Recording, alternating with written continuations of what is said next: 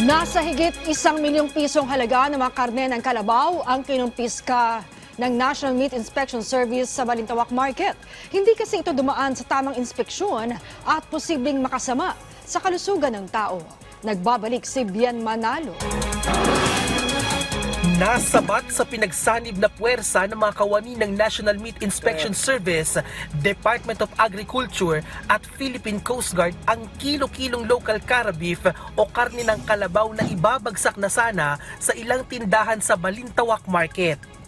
Napag-alaman na hindi umanugaling ang mga karne sa otorisadong slaughterhouse ng NMIS at ng lokal na pamahalaan, kaya't itinuturing ang mga ito na hot meat.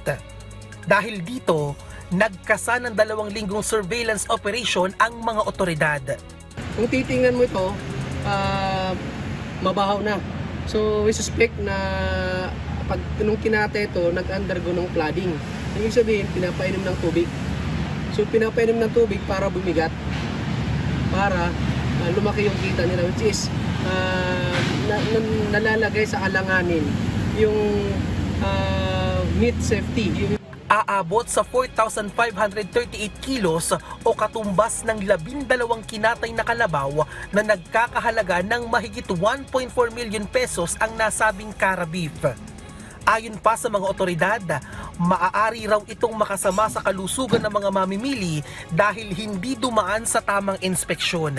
Possible na pwede mangyari, sir, is food poisoning. Food poisoning, pwede ko po siya tumayat sa magsusuka. So, pwede mag-cause ng pagkamatay dahil sa dehydration. Ibang komplikado, particularly yung mga immunocompromised na mga tao, kakain ito.